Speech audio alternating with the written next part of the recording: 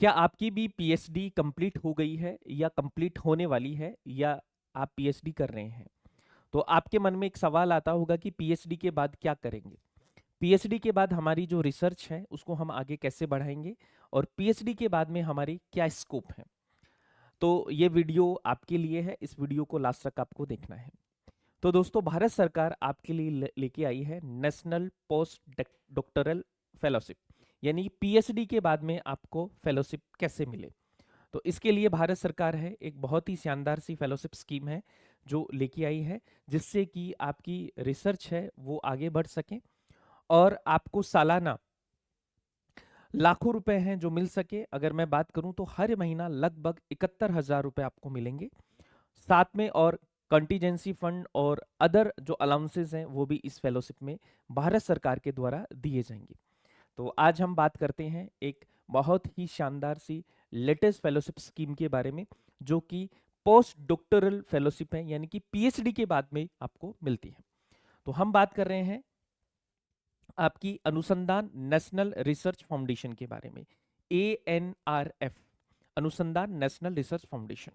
तो भारत सरकार के द्वारा दोस्तों पोस्ट डॉक्टरल फेलोशिप है जो चालू की जा रही है, और हम बात करते हैं ये भारत की सबसे प्रतिष्ठित यानी सबसे फेमस या सबसे पॉपुलर है पोस्ट डॉक्टरल फेलोशिप है जो भारत सरकार ने शुरू की है। इसको हम बोलते हैं एनपीडीएफ। एनपीडीएफ का मतलब क्या होता है? National post doctoral fellowship. यानी कि अक्सर हम क्या करते हैं कि पीएचडी कर लेते हैं और पीएचडी तक हमें बहुत सारी फेलोशिप मिलती हैं, जैसे आपको शुरुआत में जीआरएफ मिलेगी, फिर आपको एसआरएफ मिलेगी, तो टोटल 5 साल तक हमें ये फेलोशिप है जो यूजीसी के द्वारा दी जाती है। क्या इसके बाद में भी कोई फेलोशिप होती है जब हम पीएचडी कर लेते हैं, और पीएचडी के बाद में भी क्या कोई फेलोशिप मिलती है? तो भारत सरकार 2 साल के लिए लगभग 20 लाख रुपए की सहायता है, 20 लाख रुपए तक की ग्रांट है जो आपको देगी, और इस 20 लाख के अलावा भी बहुत सारी फैसिलिटीज है जो भारत सरकार इस फेलोशिप में आपको देने वाली है। तो समझते हैं क्या है ये एनपीडीएफ। सबसे पहले तो देखो, इसका पूरा नाम आपको पता होना चाहिए। इसका पूरा नाम है अनुसंधान नेशनल रिसर्च फाउंडेशन। ठीक है, आप देख सकते हो ये इसका पोर्टल है, अनुसंधान नेशनल रिसर्च फाउंडेशन, जहां से आप इसको अप्लाई भी कर सकते हो। हम बात करेंगे कि कैसे इसको अप्लाई करना है, सारी बातें करते हैं। लेकिन उससे पहले मैं आपको बताता हूं कि जब हम अनुसंधान नेशनल रिसर्च फाउंडेशन की बात करते हैं तो इसका फायदा क्या है, क्योंकि मुद्दे की बात यही है, आप सब लोग यही सुनना चाह रहे हो कि सर पैसे कितने मिलेंगे। तो देखो, ये फेलोशिप है, ये कितने साल तक मिलती है? ये आपको 2 साल तक मिलती है, और 2 साल में लगभग 20 लाख रुपए है जो आपको सरकार यहां पर देती है। कितने रुपए? लगभग 20 लाख रुपए है, जिसकी जो सहायता है जो गवर्नमेंट आपको करती है आपकी रिसर्च को बढ़ावा देने के लिए। तो मंथली फेलोशिप की मैं बात करता हूं तो 67,000 से लेकर और 71,000 तक का वजीफा आपको मिलेगा। अच्छी बात यह है कि अगर आप अभी आपकी पीएचडी अवार्ड नहीं हुई है, यानी कि आपकी प्रोविजनल है पीएचडी, तो भी आपको 45,000 रुपए से आपके पैसे हैं जो शुरू हो जाएंगे अगर आप पोस्ट डॉक्टरल फेलोशिप को अवेल करते हैं। हम बात करते हैं कि यहां पर आपको रिसर्च ग्रांट मिलेगी, यानी कि आपको अपनी रिसर्च के लिए हर साल 2 लाख का एक्स्ट्रा फंड भी मिलेगा। और ये 2 लाख का फंड आप कहाँ यूज कर सकते हैं? जैसे आप कोई केमिकल, छोटे इक्विपमेंट्स, ट्रेवल अलाउंसेस, इसके लिए आप यूज कर सकते हैं। क्योंकि ये जो फेलोशिप है ये किन स्टूडेंट के लिए है? ये स्पेशली साइंस और इंजीनियरिंग के स्टूडेंट के लिए है ना। बेसिकली जो विज्ञान के जो छात्र हैं उनके लिए ये फेलोशिप आपकी चलाई जा रही है। यहाँ पर अपन बात करते हैं तो आपको ओवरहेड्स भी मिलते हैं, यानी कि जिस संस्था में आप एनरोल हैं, जिस संस्था से आप अपनी रिसर्च एसोसिएटेड है, उस संस्था को भी भारत सरकार है जो आपको 1 लाख रुपए सालाना देगी।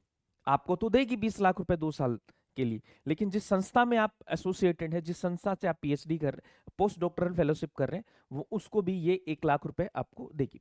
उसके बाद में हम बात करते हैं कि आपको कंटीजेंसी फंड भी मिलेगा, यानी कि इसके अलावा भी जो सरकार है कुछ एक्स्ट्रा कवर है जो आपको देती है, कुछ एक्स्ट्रा फंड है जो आपको देती है आपकी रिसर्च को बढ़ाने के लिए। अब बात करते हैं कि सर इसके लिए अप्लाई कौन कर सकता है, इसकी एलिजिबिलिटी क्या है। तो देखो, सबसे पहले तो इसकी एलिजिबिलिटी की अपन बात करते हैं तो आपके पास में पीएचडी की डिग्री होनी चाहिए, यानी पीएचडी आप कंप्लीट किए होने चाहिए। दूसरी चीज, आपने अपनी जो थीसिस है उसको जमा कर दी हो और रिजल्ट का आप इंतजार कर रहे हैं, तो भी आप क्या कर सकते हैं, अप्लाई कर सकते हैं, क्योंकि जो आपका प्रोविजनल पीएचडी है उसके हिसाब से भी आप इसको अप्लाई कर सकते हैं, उसके आधार पर भी। लेकिन जो फेलोशिप है वो आपको मिलेगी 45,000 रुपए से शुरू होगी। अगर आपकी सबमिट हो चुकी है देन आपको 67,000 से 71,000 रुपए पर मंथ है जो यहाँ पर आपको दिए जाएंगे। उसके बाद में हम बात करते हैं कि इसके लिए एज लिमिट क्या होनी चाहिए। तो इसके लिए एज लिमिट आपकी 35 साल से ज्यादा नहीं होनी चाहिए, लेकिन अगर आप SC ST OBC वुमेन और PH उम्मीदवार हैं तो आपको 5 साल की छूट है जो यहाँ पर दी जाएगी। उसके बाद में बात करते हैं कि नेशनलिटी सिर्फ भारतीय होनी चाहिए, यानी कि जो फेलोशिप आपको मिल रही है ये सिर्फ इंडियंस को मिल रही है। ठीक है, ये आपको जरूर याद रखना है, ये फेलोशिप किसको मिल रही है, इंडियंस को मिल रही है। उसके बाद में ये फेलोशिप किस स्ट्रीम के स्टूडेंट को मिलेगी, तो अगर आप साइंस टेक्नोलॉजी इंजीनियरिंग और मैथमेटिक्स से हैं, यानी कि आपका स्टेम फील्ड है, या आप मेडिसिन के बैकग्राउंड से हैं, तो आपको ये फेलोशिप है जो दी जाएगी। उसके बाद में हम बात करते हैं कि इसका आवेदन कैसे करें। तो इसके आवेदन के लिए आप इस पोर्टल पर जाओ। कौन से पोर्टल पर, NANRF ऑनलाइन। इस पोर्टल पर जाकर आप क्या कर सकते हैं, इसका आवेदन कर सकते हैं। ठीक है, यहां से आप अपना क्या कर सकते हैं, रजिस्टर कर सकते हैं, है ना। और यहां से आपको ये फेलोशिप है जिसमें जाके आपको रजिस्टर करना है। ठीक है, तो ये आपको याद रख लेना है ना। ठीक है, तो पोर्टल कौन सा है, ANRFonline.in। ठीक है, अब देखो यहां पर आपको क्या करना पड़ेगा कि जैसे आप रजिस्टर करेंगे तो आपको एक मेंटोर है वो चुनना पड़ेगा, और मेंटोर आपका प्रोफेसर होगा जिसके अंडर में आप रिसर्च करेंगे। लेकिन याद रहे कि जिसके अंडर में आपने पीएचडी की है वो सेम मेंटोर आपका यहां पर नहीं हो सकता। ये आपको जरूर याद रखना है कि जिसके अंडर में आपने पीएचडी की है वो सेम मेंटोर आपका यहाँ पे नहीं हो सकता। आपको अलग से एक प्रोफेसर है जिसको एज अ मेंटोर यहाँ पर सेलेक्ट करना होगा।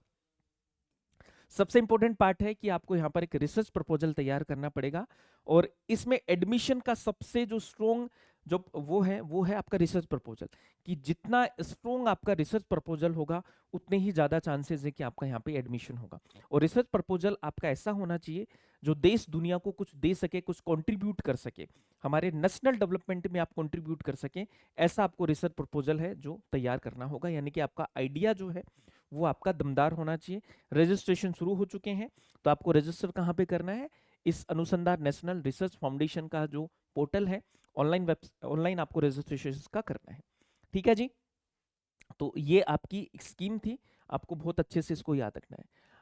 ठीक है, आई होप आपको ये सेशन हेल्प करेगा। अगर आपको ऐसे ही वीडियो और देखने हैं तो हमारे विजन GRF प्लेटफॉर्म को आप सब्सक्राइब कर सकते हैं, हमारा ऐप भी डाउनलोड कर सकते हैं। कोई डाउट है तो यहाँ से आप अपने डाउट्स भी क्लियर कर सकते हैं। So guys have a nice day. और जितने भी UGC नेट के एस्पिरेंट हैं वो हमारे साथ में जुड़ सकते हैं for the net GRF preparation, जिससे कि आपकी प्रिपरेशन आसान हो पाए और आपको बेस्ट कंटेंट यहाँ से मिल पाए। बाकी मिलते हैं नेक्स्ट सेशन में, आज के लिए इतना ही।